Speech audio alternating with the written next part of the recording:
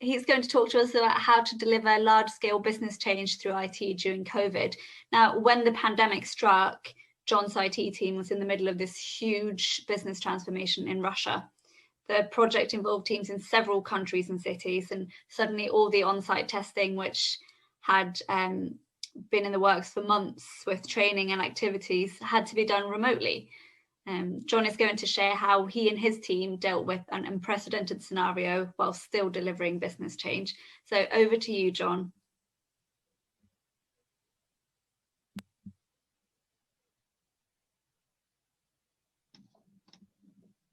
Thank you very much, Liz. Hopefully everybody can hear me okay. So good afternoon to everybody. Let me just try to share my screen. Liz, are you able to allow me to screen share? Hold on, I think one of my team members is working on that at the moment. Okay, well, while we're doing that, so obviously, I think thanks to all the other speakers, I think I was nodding along vigorously with all of those talks, as many of you probably were as well. And just actually, I was just trying to score myself against Alison's six categories there. So that was really good. So okay, so hopefully people can now see my slides. Is that coming across okay? Yeah, that looks good. Great.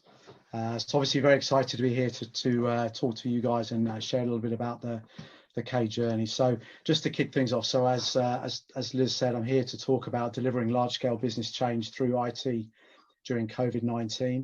Before I get into that, just a little bit about me. So I'm an accountant working in IT, so it doesn't get a lot more rock and roll than that. I've been at Kellogg for 14 years in a variety of different roles, mainly in IT, but also in finance, but always with a kind of bias towards, working in partnership with my colleagues to deliver value through technology. But before I get into this, I thought it would be really useful to just reflect a little bit on a couple of things. So firstly about, what do I think success looks like in a technology leadership role? I think firstly, and I think Cash kind of touched on this a little bit, you have to be brilliant in the basics. It's no good, if people's laptops don't quite work, or their mobiles or their email, then really you can forget about taking things any further. But on the assumption you have that covered, I think what can really make a difference as a tech leader is bringing that vision of what the future can look like. How are you going to drive that business value, but then really making that change happen. But in order to be successful to do that, you need to have the people and take your people with you, and it's all about how you do it. And at Kellogg's, we just recently refreshed our vision and purpose, which you can see at the bottom of the screen there, and I love. But the piece that really kind of speaks to me is the phrase about a place at the table for everyone. I think for me, it talks to collaboration, it talks to diversity of thought, inclusivity of kind of people's views, people's opinions. So I think we put that kind of front and center of everything that we try to do. So I think, as Liz said, I would hope a lot of you are really familiar with the Kellogg company. So we were established by WK Kellogg back in 1906. We talk a lot these days about plant-based foods, but we like to think of WK as almost the original visionary when it comes to plant-based food. He has ran a wellness center with his brother, looking for a kind of grain-based cereal to serve to his patients, and accidentally toasted a flattened corn grit, which is how cornflakes was born and kind of created breakfast as we know it today. But the company's really progressed over the kind of over 100 years since that. So both internationally, but also more in recent years, made up a lot of acquisitions to kind of expand our portfolio. So you guys will be very familiar with the breakfast cereals that we make, but you may not know we own the Pringles brand, and we also serve other products as diverse as waffles, pasta, noodles in other parts of the world. Now, the setting in which people have breakfast may be changing. So moving from kind of the family at the table to more of an on-the-go occasion, and even, to be honest, in the current situation and pandemic, back to family at the table again. But I'm sure there's many brands here that you guys have in your kitchen cupboards, or having your kids' lunchbox, or eat on the go.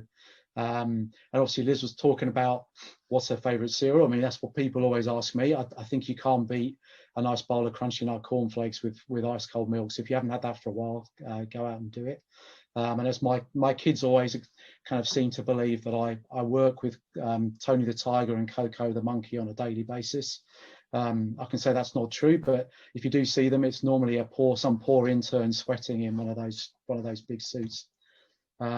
So in Europe, we've over 6,000 people with 10 manufacturing plants. Our Europe is kind of everything from Western Europe all the way east to Russia, and we operate under the 5 brands you'll see there. So Kellogg's, Pringles, Lubatovo in Russia, RX Bar, and Verival. But in terms of what I'm really here to talk about, the case study. So what is it? So it's all about our SAP S4HANA implementation in our Russian business. So why do we do that? So our Russian business is really a growth engine for our European region. A massive country, massive population, where really our food and our brands, are not massively well known or developed. So we have an ambitious transformation agenda there, and kind of behind that, one of the burning platforms is our ERP infrastructure was aging and in need of replacement or upgrade at a significant cost.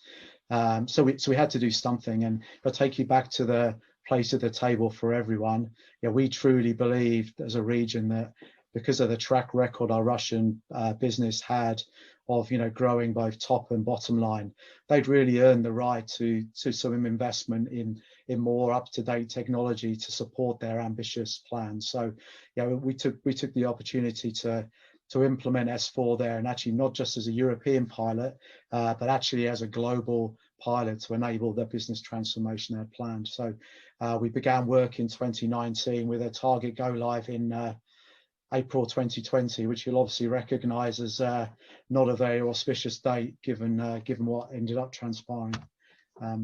So this slide is all about leadership. So I thought just reflect a little bit on my own personal leadership challenge in this situation. So the first thing to say is I had a lot invested in this program. So at the point of the pandemic really hit last year, I was around 1 year into my role as CIO here in Europe. So this was the first big transformation project that I'd led. So success here was extremely important to me. Now, I've done a lot of ERP projects in the past, as I'm sure many of you listening have done. So you'll probably kind of empathize here that any ERP project is difficult. If it involves new technology, something you're not familiar with, like S4HANA, that makes it even more difficult. And then if you're in a country like Russia that has lots of local special statutory tax, customer requirements, challenging language, challenging culture, you're really getting up there into an extremely difficult project, which is what it was, honestly, even before the pandemic. So then you throw in the input of that, and really I had a decision to step back and make on the future of the project. Thinking about all of the plans we had in place, whether around user acceptance testing, training, cutover, all of those good things. We had very clear plans of having everybody in war rooms, everybody together to work, to collaborate, work together, and that was in my whole career really the way I was used to doing those things, and all my teams. So for us to think about a different reality, a remote reality, was very difficult for us to see how that could be successful. So really there's a very easy choice here to pause and to wait for a better situation. And at that time, that pause felt like 2 months, 3 months. Obviously now with us sitting here, we know it wouldn't have been that, it would have still been on now. But take me back to my first slide and thoughts about what success looks like as a technology leader. I really had to challenge myself about, did I want to be brilliant at the basics, and that was really what I was known for, or did I want to take the risk and really step into that opportunity to make a big difference for our business, and really give them that platform they needed do the transformation and grow the business as they wanted to. And I was fortunate to have a really great relationship and great commitment with our general manager Manu, who leads our Russian business. And so we were absolutely unanimous together, and also with the leadership team of the project, that we wanted to take the courage to really step forward into it and go forward. So again, learnings from this. So what can we learn from our experience through this? So I think the first thing I would say is you have to accept certain realities. So I think the first thing is things take more time. So, as I say, user acceptance testing, training, all those types of things, you have to accept that it's going to take longer than you would normally have managed when you're able to keep everybody together or do things in that way. Language does become a bigger challenge, I think, because body language is not so much something you can use, but also because you end up with more translation problems, more silos and lack. Things take longer to come through, especially with people who don't speak English. It's very difficult to keep one comms message. Again, lots of different sound bites coming around. Again, it's much harder to control when literally everybody is in their own, as you said, front room, office, balancing on the kitchen table, wherever they are. And I often hear people say, change is a contact sport. In a situation where you physically can't have that contact, it's not possible to do it, apart from over video calls. It really does make embedding and managing change very much more difficult. You have to accept that. But having said that, we found some stuff that really, really works. And I think the first thing here is, I guess, in common with what we heard some of the other guys talk about in the other talks. I mean, the first one was that real strong business ownership and commitment. We had that top-down priority from Manu as a leader and through his leadership team, that this was the top priority for the Russian business, and that it had to come first in what we were doing, and that was absolutely critical. Linked to that was we had, with me and Manu, we had a daily exec updates, the critical part of the project. So which helped with not just, managing those messages, making sure we heard the same thing. We send the same messages back out again, but also that real clear, visible leadership from the top, that we were fully invested and there to take decisions when we needed to. Actually, in terms of project cutover, testing, training, I was amazed actually how seamlessly and how well some of those elements could go, particularly the cutover. And I think the learning was, my team, if you have an experienced team, they're used to working remotely, they're used to collaborating with teams around the world. That's how our operating models work these days. So executing that was really worked well. But having said that, we had built a realistic plan. So we had some time in hand, which would allow us to do this, which I think, again, was a big assistance. But there definitely were things I'd do differently. So I think keeping it simple is absolutely critical. I think, some of our team structure and partner ecosystem was more complex than it could have been.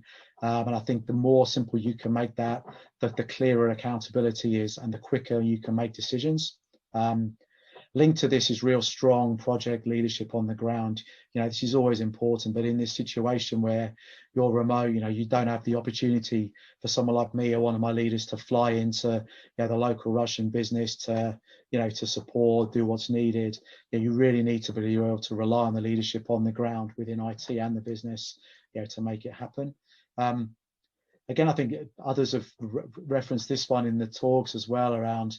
We could have put more focus on the team, more focus on morale. Again, as those of you involved in these types of projects before, there's always lots of issues, challenges, negativity. You really have to accentuate the positives to make sure people keep up, people understand the impact they're having, celebrate the wins, see the bigger picture. And finally, again, you cannot emphasize enough how robust the change adoption plan has to be, and really bearing in mind the challenges that come with being remote. So where does the story end? We went live in July 2021. It happened to be the biggest ever sales month we had in our Russian business. So great for the business, not so great for the pressure on us, but we managed to do that with minimal impact to our business operations. And so the Russian business has that platform now for the future growth potential, and we're starting to see the benefits. So just one example, we've cut the month end down from 10 days to 3 days. If you think about that and what that leads to in terms of visibility of business performance and ability to steer the business, it's fantastic. The project team was nominated for a K-Values Award, which is the highest honour you can get in the Kellogg company. But the caveat I'd say is, embedding the change and really realising that the transformation is still ongoing. This is not a short-term journey, and it's not an easy journey in the current situation. So we consider to continue to partner really closely with the Russian team on driving through that. So to close, I guess, can you deliver large-scale business change in this kind of remote environment? I guess the answer is absolutely you can. As I said, I'm so proud of what the Kellogg IT and Russian team were able to deliver in this situation to do it. And then when I take a step back and think, for us as technology leaders, there's never been a better time to have the courage to really seize the opportunities that are out there for us to deliver business value through technology. I think the business understand that in a way that they've never done before. So with that kind of hand-in-hand business partnership, some of the other speakers have talked about, visible, decisive leadership, focus on having the right people, but also keeping them engaged, as Alison was talking about, and having the right change journey. I think it's absolutely possible. So thank you very much.